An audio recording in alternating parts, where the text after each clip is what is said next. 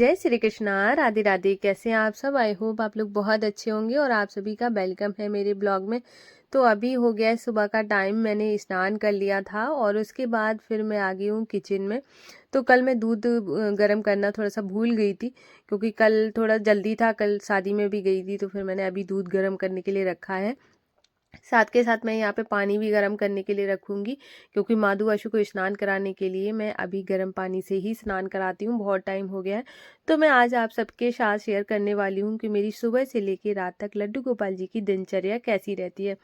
तो मैंने सबसे पहले उठने के बाद है ना, मैं माधु आशु को जब मैं नहा लेती हूँ तो माधु आशु को जगा देती हूँ। उसके बाद और भी सारे काम हो जाते हैं, जैसे पूजा की तैयारी करना, उसके बाद है ना पानी वगैरह भरना पूजा का, खुद भी थोड़ा सा तैयार होती हूँ। इस बीच में माधु आशु को थोड़ा टाइम हो जाता है, फिर मैं उनको स्नान करा देती हूँ। उसके बाद मैं बहुत कभी कभी है ना बिना नहाए दूध पिला देती हूँ, वैसे तो नहीं पिलाती हूँ, झूठ नहीं बोलूँगी, क्योंकि जब वो स्नान कर लेते हैं उसके बाद ही फिर मैं उनको दूध देती हूँ।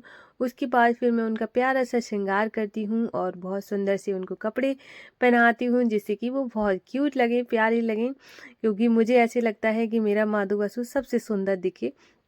ऐसे हर माँ को लगता है कि उसका बच्चा सबसे सुंदर लगे वैसे ही, और वो अपने आप में इतने ज़्यादा खूबसूरत हैं, बहुत प्यारे हैं। और ऊपर से जब उनका श्रृंगार हो जाता है तो उनके वो और चार चांद लग जाते हैं। उसके बाद फिर मैं प्रेम भाव से उनकी पूजा पाठ करती हूँ, उनको भोग लगाती हूँ। उसके बाद फिर मैं करती हूँ आरती, और ऐसे करके मेरी सुबह की शुरुआत होती है, जो कि बहुत खूबसूरत होती है और मुझे बहुत ज़्यादा पसंद है। माधु वासु का जो सेवा होती है वो मुझे एक अलग तरह की एनर्जी देती है और मैं बहुत पॉजिटिव फील करती हूँ। और मुझे लगता है कि मेरे साथ कोई है, हर टाइम मेरे साथ कोई खड़ा है, जब भी मुझे ज़रूरत हो, ना भी ज़रूरत हो तब भी। क्योंकि जब आपको किसी के ऊपर भरोसा हो जाता है तो आपकी लाइफ बहुत ज़्यादा ब्यूटीफुल हो जाती है, वैसे ही मेरी है। तो मैंने माधु वासु की पूजा पाठ हो गई थी, उसके बाद मैं जब पूजा कर लेती हूँ उसके बाद ही फिर मैं माला जाप कर लेती हूँ। मैं 5 माला करती हूँ, आपके ऊपर डिपेंड करता है कि आप कितनी कर सकते हो। बहुत लोग 11 करते हैं, तो मैंने ज़्यादा नहीं करती हूँ, मैं अभी 5 ही करती हूँ। मैंने 5 माला करी, उसके बाद फिर मैं देने जा रही हूँ अभी माधु आशु को दूध। तो यहाँ पे दूध दे रही हूँ। थोड़ा सा मैंने कल हलवा बनाया था, तो मैंने उनके लिए अलग से निकाल के रख लिया था। मैंने सोचा सुबह मैं एक बार और दे दूँगी, क्योंकि ज़्यादा तो नहीं बना था, आपने देखा ही था। तो थोड़ा सा हलवा था, तो मैंने माधु आशु के लिए यहाँ पे दूध ले लिया है, और बाकी सारे भगवान जी के लिए भी दूध ले लेती हूँ। और क्योंकि जैसे कि 2 जगह इसलिए, क्योंकि बहुत सारे लोग न्यू होंगे तो उनको नहीं पता होगा।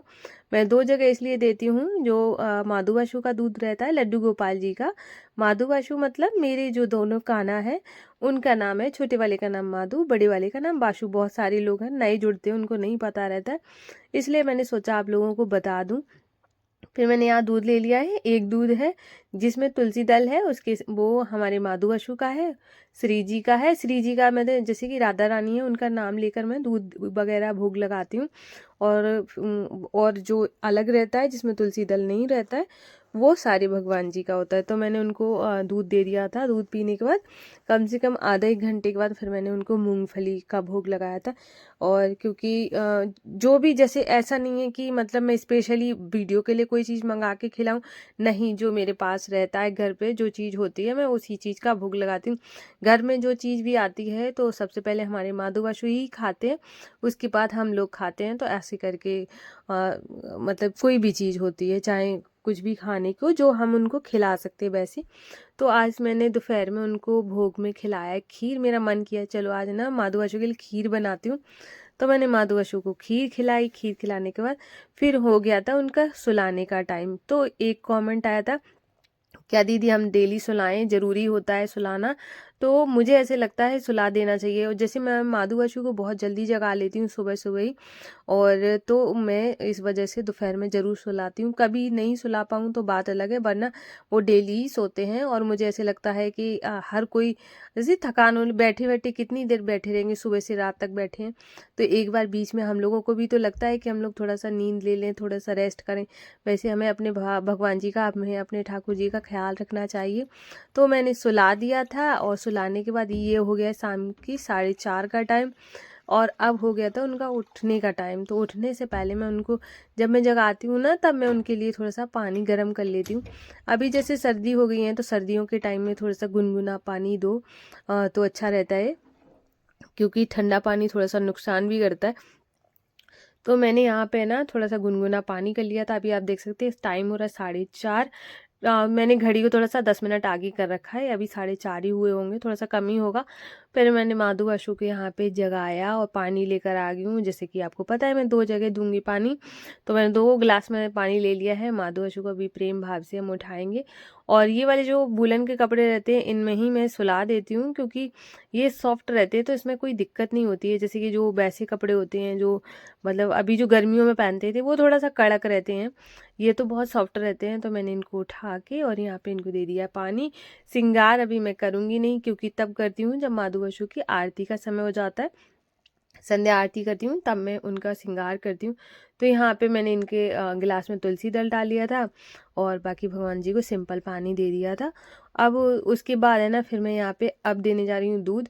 पानी देने के थोड़ी देर के बाद दूध दे देती हूँ। तो अभी मैं चलूँ जाऊँगी दूध देने के लिए।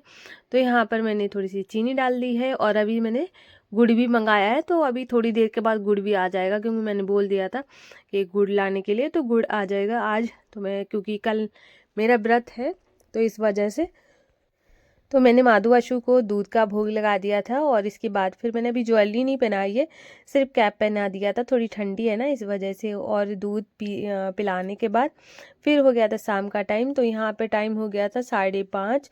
तो यहाँ पे माधु आशु की जो ज्वेलरी होती है वो मैंने उनको धारण करवा दी थी।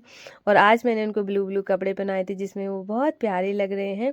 और उसके बाद फिर मैंने उनको तैयार कर दिया था, सुंदर सी क्यूट से बाबू मेरे।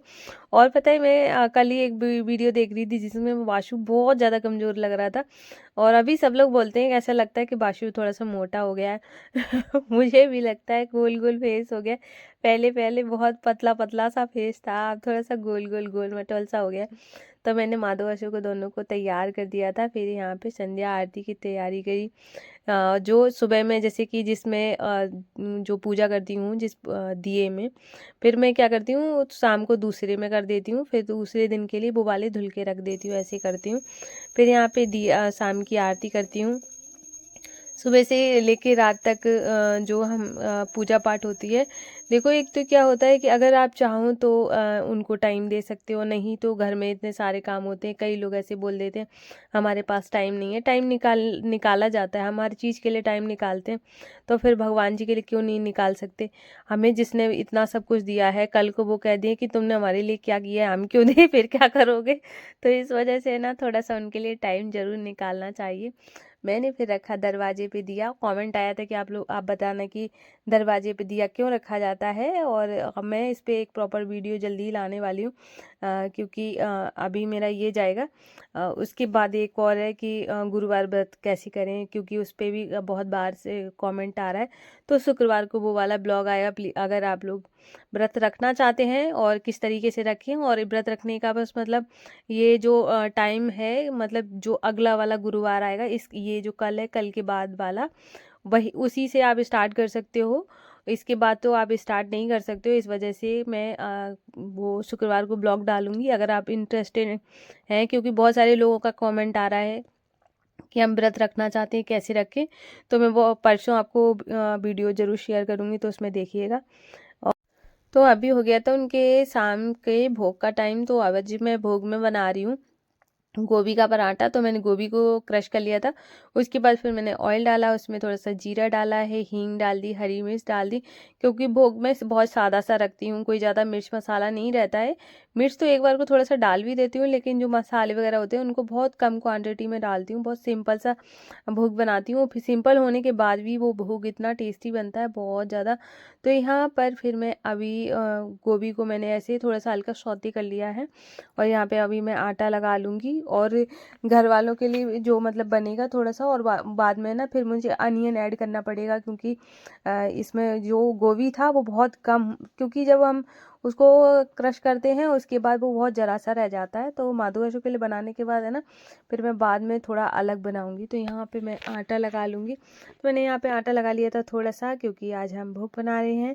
और मेरा 2-3 दिन से मन कर रहा था कि माधु आशु को ना जो उसका क्या बोलते हैं इसको, गोभी, मैं भूल ही जा रही हूँ बार बार। गोभी का पराठा बनाऊं, तो मैंने आज बना ही लिया है फाइनली। और यहाँ पे सुबह शाम मैं दोनों टाइम ही भोग लगाती हूँ। अगर जैसे कभी कभार जैसे कि मुझे शाम को नहीं बनाने का टाइम मिल रहा है, मतलब टाइम का नहीं कहूँगी, मतलब ऐसे लगता है कि प्याज वाला खाना बन रहा है, अभी माधु बसु को बहुत देर हो रही है, तब मैं उस टाइम में ना दूध रोटी खिला देती हूँ। बाकी तो मैं कोशिश करती हूँ कि प्रॉपर उनको खाना दूँ, जैसे हम लोग खाते हैं वैसे ही मैं उनके लिए भी बनाने की पूरी कोशिश करती हूँ। और कभी कभी मैं उनको दूध रोटी का भी भोग लगाती हूँ, क्योंकि भगवान जी को दूध रोटी पसंद है।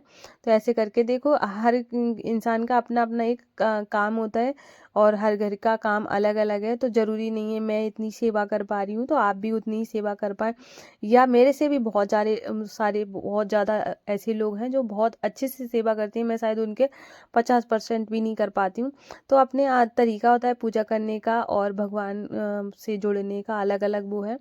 तो मैं, मेरे से जितना हो पाता है मैं उतना करती हूँ। मैं माधवासु को मैं मतलब, और जितना मेरे से बन जाता है मैं उतना करती हूँ। फिर मैंने माधवासु को यहाँ पे आज लगाया, गुड़ दिया है और पराठा, और साथ में मैंने दिया था दूध। तो अभी भोग लगा दिया था, तो दूध मैंने कई बार दे दिया था, तो सुलाने से पहले मैं दूध नहीं दे रही हूँ। वैसे मैं दूध देती हूँ जब रोटी सब्जी का भोग लगता है। तो यहाँ पर मैंने अपने दोनों लाला के कपड़े चेंज कर दिए थे। कितने क्यूट लग रहे हैं, बहुत सुंदर से प्यारे से। अब उनके सोने का टाइम हो गया है, तो अभी ये उनको मैं सुलाऊंगी बहुत प्रेम भाव से। तो जैसे कि इत्र अगर आपके पास है तो आप उनके पैर में लगा सकते हो। तो अभी मेरा इत्र खत्म हो गया है, और जो वो वाला है रोज़ वाला, वो ठंडा होता तो लगाया नहीं जाता है। आप चाहें तो थोड़ा सा गुनगुना घी करके उसको भी पैरों में रगड़ सकते हैं। नहीं, अगर आप कुछ कर सकते हैं तो यहाँ पर है ना, हाथ पे थोड़ा सा दबा दीजिए, उसके बाद उनको प्रेम भाव से सुलाइए। और ऐसे ही मैं सुलाती हूँ बहुत प्रेम भाव से अपने माधो आंसू को। तो उसके बाद फिर मैं मच्छरदानी में इसलिए ज़रूर सुलाती हूँ, क्योंकि एक बार जो माधो है, माधो को चूहा ले गया था, तो मैं डरती हूँ, तब से मच्छरदानी में ही सुलाती हूँ। फिर मैं यहाँ पे करती हूँ प्रणाम, उसके बाद फिर मैं सोने जाती हूँ। ये होती है मेरी सुबह से लेके रात तक की दिनचर्या लड्डू गोपाल जी के साथ। फिर मिलती हूँ। राधे राधे, जय श्री कृष्णा।